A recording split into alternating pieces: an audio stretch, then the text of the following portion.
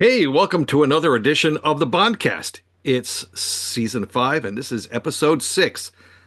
Things are going gangbusters this season.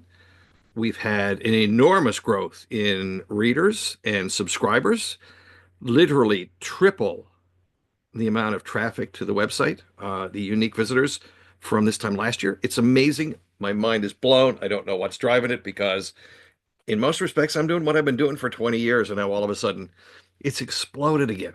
Welcome aboard, all you new subscribers. We are now well into the thousands of people who are on the free mailing list or who are paying subscribers. And that's terrific for a relatively niche publication or a niche product in a niche subject in a niche market. Because there are thousands of podcasts out there that you could spend your time with, and hopefully these little ones are going to help you to understand what's going on or give you some fresh ideas. New concept we're going to try out today in this episode we call the Trump thing, which is simply a set of 10 or so statements. I'm just going to go through them real fast, and hopefully that will help you to understand every single part of the discussion that's going on, because this is the essence of it all. All the toing and froing and the nattering and the chattering and the stuff you're watching on television boils down to these 10 points. And for those of you who love this sort of stuff, hopefully this will make you guys happy, in addition to all the other stuff that's making everybody else happy. So let's have a go at the Trump thing. It was never about making Canada the 51st state. Never, never, never, never. It was about using tariffs as a means to an end. In this situation, Canada and the United States, we have a strength from the Canadian perspective. We got a high level of integration with the United States economy. We're closely related. We have a very long and intimate relationship and lots of social, political, and economic ties back and forth, which actually work to our mutual advantage.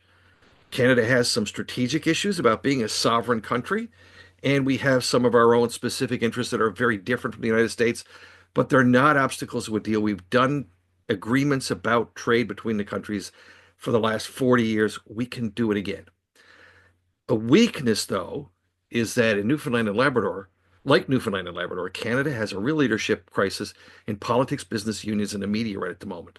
And I don't mean just in the fact that the Liberals who are currently governing are trying to work their way through the process by which I was going to say Art Carney, but it's not, in which Justin Trudeau goes out and they move in Mark Carney to be the new prime minister. We've got a much bigger set of problems. And you can see that reflected in the way the provinces have been reacting. Quebec, British Columbia, and Alberta are the most sophisticated in their approaches to these sorts of things. That's going to be counterintuitive for some of you, especially with respect to Alberta, but they really are very switched on in what they're doing. Most of the rest, though, are panicked, out to lunch, and generally unable to cope. There have been some small things that's happened in some of the provinces, but basically, you've got 3 of the 10 provinces that have got their act together to one degree or another, and the rest of them are just floundering. The big opportunity here, though, is the end that we're talking about, which is why the Americans are coming at us now. And it's about freer trade between Canada and the United States. And by implication, what would have to happen is freer trade among Canadian provinces.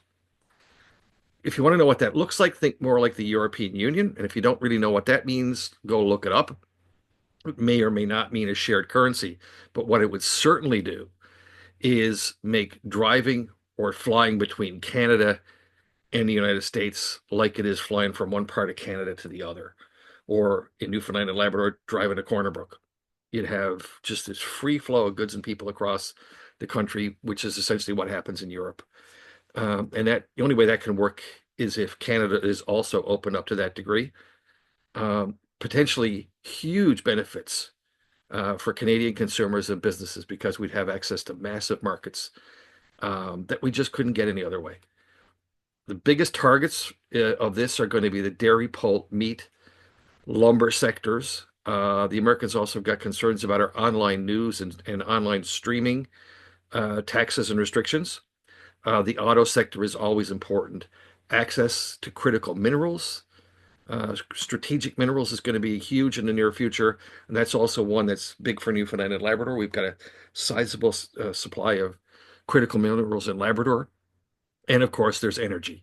That's what this talk will be about, mostly at the front end of it, the end of things like supply management in dairy, poultry, and so on. The threat we have is that interprovincial free trade is a dodge, even though ordinary Canadians would benefit from it hugely. This is not a sop or a replacement for what's coming.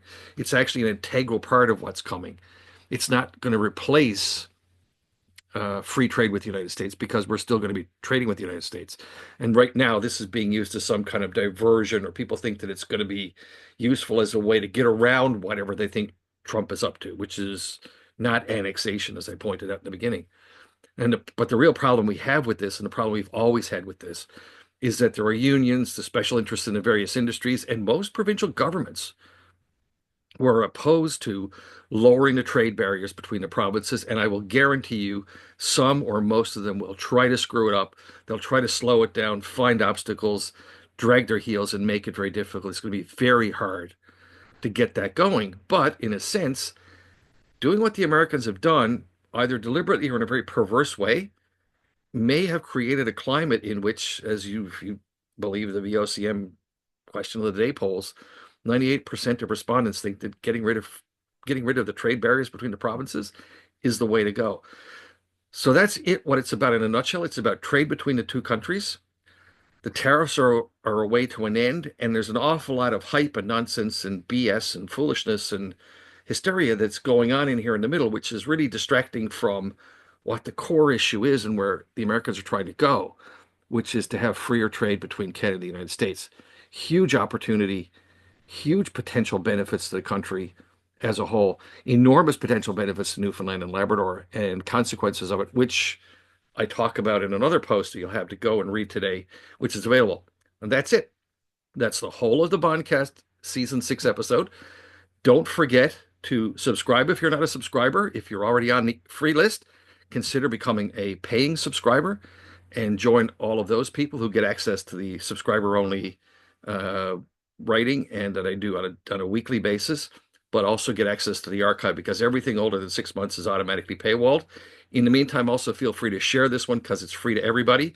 And that may bring more people into the circle because the more you share and let people know what I've been doing and that you think is valuable, the more people will find us and the more I'll improve and change and twist around what I'm doing as I've done with this piece, which is in response to some feedback I've had from our readers and listeners. That's it for me. It's a snowy kind of Wednesday morning here.